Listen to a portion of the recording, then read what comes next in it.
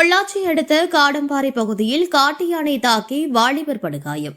மூர்த்தின்னு ஒரு பையன் ரோட்டில் போயிட்டு இருந்திருக்கிறான். சுமார் ஒரு 36 வயசு இருக்கும். அந்த பகுதியில் ஒரு 4-5 யானை வந்ததில் பைக்கில் போகும்போது அந்த பையன் தவறி யானையை பார்த்து இறங்கியிருக்கிறாரு. யானை லைட்டாக அவரை தட்டிருச்சு.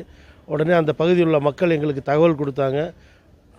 உடனடியாக 108க்கு ஃபோன் பண்ணி 108 வர வச்சு பொள்ளாச்சி அரசு மருத்துவமனையில் சிகிச்சை பெற்றோம். மேல் சிகிச்சைக்காக கோவை அரசு மருத்துவமனைக்கு அனுப்பியிருக்கிறாங்க. பொள்ளாச்சியை அடுத்த காடம்பாறை மலைவாழ் மக்கள் குடியிருப்பை சேர்ந்தவர் மூர்த்தி. கூலித்தோட்ட தொழிலாளியான இவர் காடம்பாறை பகுதியில் இருந்து வெள்ளிமுடி எஸ்டேட் பகுதியில் உள்ள தனது உறவினர் வீட்டிற்கு இருசக்கர வாகனத்தில் சென்றுவிட்டு காடம்பாறை பவர் ஹவுஸ் பகுதிக்கு திரும்பும்போது காட்டுப்பகுதியில் மறைந்திருந்த காட்டு யானை தாக்கியதில் படுகாயமடைந்தார்.